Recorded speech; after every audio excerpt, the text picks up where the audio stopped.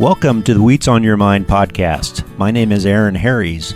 Wheats on Your Mind is brought to you by the Kansas Wheat Commission and Kansas Association of Wheat Growers. On this episode of the podcast, our guest is Brett Waltz with BAM Weather.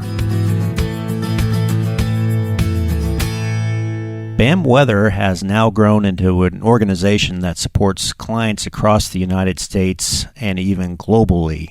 Brett is a native of Indiana. He is currently Chief Marketing Officer, where he can use his creativity and experience in forecasting and media to manage BAM's marketing initiatives and internal and external communications. And we're glad to have Brett join us on this episode of the podcast. Brett, welcome. Yeah, thank you so much for having me. I'm excited to be on and give a little bit of insight of what we're going to be expecting as we go through spring, rest of winter, and as we get into the summertime. It'll be here before you know it. I know we're all buried in snow right now. Yeah, as we're recording this podcast, we just had a historical blizzard in northeast Kansas with over a foot of snow in a lot of places. But before we get into that nitty-gritty of the weather, Brett, tell us a little bit more about BAM Weather. BAM Weather forecasts really all across the United States and even globally. We do kind of more location-specific consulting. So anytime that anybody has any kind of weather-related question for really any industry, we have a team of meteorologists here in-house that are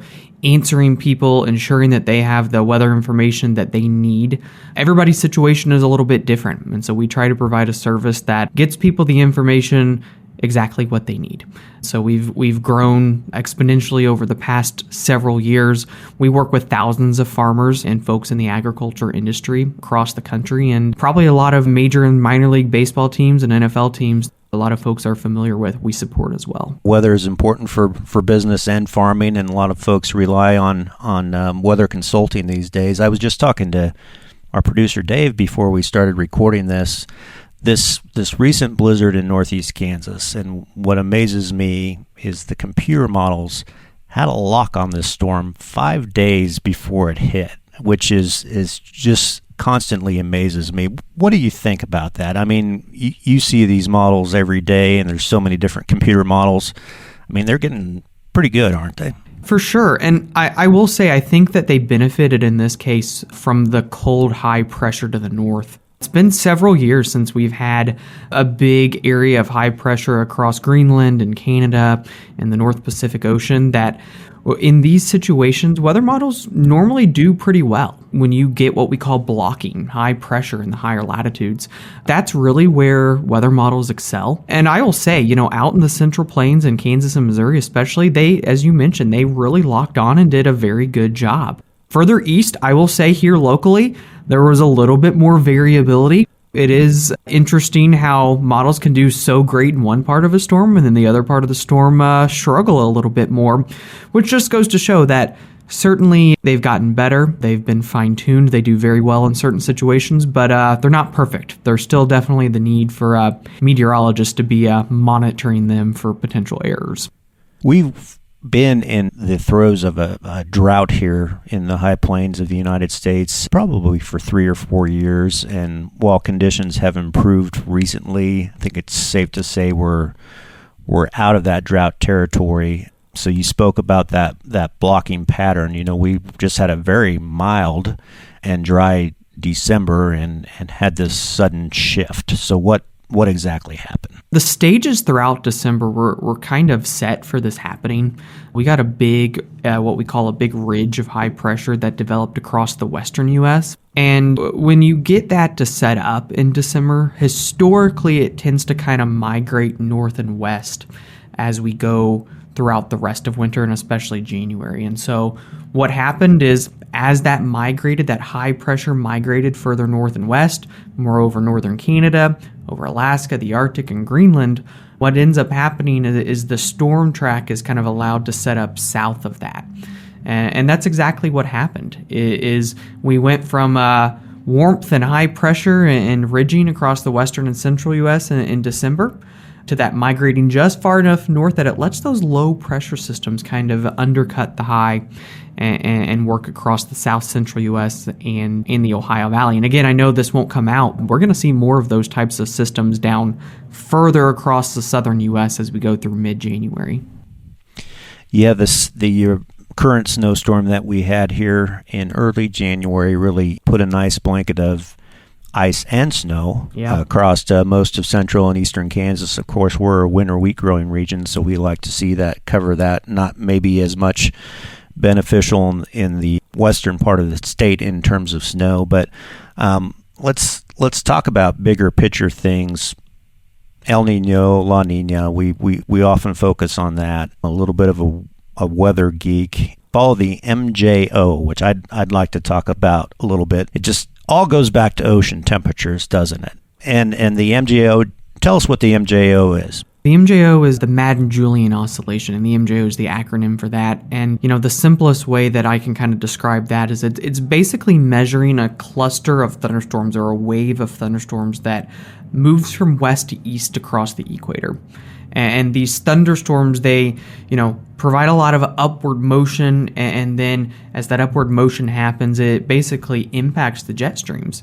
You get divergence up in the upper troposphere, and that impacts the jet stream and exactly how strong it is, where it sets up, where it may buckle and undulate, and where those thunderstorms are along the equator and where our MJO is. Ultimately drives our patterns across, not just North America, but the entire globe. And that high pressure that I referred to across the western half of the country and the central U.S. in December, that was strongly driven by the MJO. And as it's moved, that was when the thunderstorm activity along the equator was more over the Pacific Ocean. As it's moved more over South America and now towards Africa, it's allowed that high pressure to migrate further north and to ultimately aid in the storm track that set up that produced the big blizzard across Kansas and Missouri. I believe they measured the MJO in phases like 1 through 8. So does that mean actual geographic locations of where that cluster of storms is? Yep, exactly. And so phase 6 and 7, you're kind of in the central and eastern Pacific with those. Get into phase 8 and 1, that's where we are right now. You're in South America to Africa. And then once you get into the Indian Ocean, you're kind of phase 2, 3, and 4. And then 5 and 6 is more towards Indonesia and the Western Pacific. And so the phases just give us a good idea of exactly where the thunderstorm activity and the convection is at any given time. As a meteorologist, there's a lot of nuance how these things interact, right? So where the MJO is, where La Nina or El Nino is, other oscillations, fine-tuning all this stuff. So where do we stand right now with La Nina? Sure. It's been slow going getting into a La Nina. If you go back to summer, weather model data, extended weather model data, trying to indicate that we were going to get into a La Nina by fall, really, or early winter. And we're not quite there yet. I think that when all is said and done, now that we're in January, we should really start to feel more La Nina-like conditions, but it's been a late arriving La Nina. And I think that's part of the reason that December evolved the way that it did, because you go back to the MJO, in La Nina years, you don't typically get a lot of thunderstorm activity in the Pacific Ocean and towards South America because the waters are colder there. So your thunderstorm activity doesn't develop as strong. Because we weren't really in La Nina conditions in December, we were able to still get that to happen. But as we get more into La Nina forcing, as we go throughout January and into February, it's less likely that we'll get that thunderstorm activity to go back over the Pacific again. I've done a little in-house chart here. We can't show it on the podcast, but I've overlaid La Nina and El Nino with Kansas wheat production years. And bottom line is El Nino good, La Nina bad. Yeah. Specifically for Kansas production in the high plains of Kansas. So when we see La Nina in Kansas, we get a little nervous. How strong is this particular La Nina? It's not going to be a super strong La Nina. It's going to be on the weaker end of things. It doesn't compare to some of the recent La Ninas, like back in 2022. That was a stronger one. We had 3 years of La Nina in a row. And so not quite as strong, maybe not quite as influential as what we've had in recent memory. But I do think that it will start to have more and more of an impact as we get towards February and probably into spring. And it's important to keep in mind not just La Nina, but how we're evolving. Do we go from a La Niña to a strong El Nino quickly, like we did back in 2023 into 2024? Or do we kind of stay steady? And, historically into the summertime, El Nino and La Niña weakens, but how much does it weaken? Those are really critical things that impact whether La Niña influence can linger a long time into the warm season. How do you determine what's the predominant factor right now? The La Niña, MJO, other oscillations. Which one is overriding right now? How do you determine that? Yeah, well, right now I would say it's the MJO. And the way that we can kind of determine that is to look at a bunch of different what we call analogs, or years that are similar to how 2025 now is evolving. Because we can look at how did the MJO evolve in the past when we were in more of a neutral state, not in an El Nino or a La Niña? How did it evolve in La Niña years? And so we can kind of get an idea of, okay, well, the MJO is really driving the pattern, or La Niña is probably having a bigger impact. Right now, La Niña really hasn't had a big impact. But as it strengthens a little bit throughout this month, it is likely to have more and more of an impact. We also have to keep in mind that normally there's a little bit of a lag. It doesn't just pop up and suddenly have an impact. It takes a couple of months. And so, as I mentioned before, it's likely that February and March, that La Niña influence will likely grow. And of course, factoring in some other things like Pacific Ocean temperatures, polar vortex signals, that's always a wild card in the winter time. Those are other things that we look at frequently. So winter wheat, the autumn season is important here Sure. in the central U.S. and Kansas, and we really did get some good moisture in November, some crazy moisture in a lot of places. And then the next important phase, obviously, is as the wheat emerges from dormancy late March, early April. Yeah. So, as you expect me to do, I'm going to put you on the spot here a little bit and give us a little leaning on what that might look like. So what I expect to start to happen, and it really kind of starts in February, is the core of the cold air that's really been centered over the eastern half of the country throughout the first half of winter starts to migrate west. And so I expect that February and into March, we're probably dealing with a colder pattern, so winter hanging on a little bit longer. And I think that it's probably also a little bit more of an active pattern. Especially in March, I think that February, your storm track could be shifted north a little bit, so areas like Kansas and Oklahoma and Texas actually maybe a little bit drier. I don't think you're bone dry in February. There's still some storm systems in there, but a little bit drier. Not probably getting the big winter storms like what we just had in early January. But I think that ultimately with the colder air lingering around, it's very common for precipitation to be above normal to start out spring and then evolve drier as we go throughout the spring months. That's a little bit of good news, actually. In March, what we really hate to see is it get too warm and dry really fast. That might be music to a lot of people's ears. So have you observed trends in more extreme events the past few years? I give the example of Dodge City, Kansas. They had record rainfall in June and then dry. And again, we've got dry months and extreme wet months, it seems like.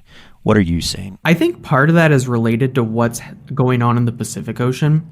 The Pacific Ocean oscillates from what we call a cold phase and a warm phase. And we've been in the cold phase, in fact, record-breaking cold phase of the Pacific Ocean with cold temperatures off the west coast of the U.S. and south of Alaska.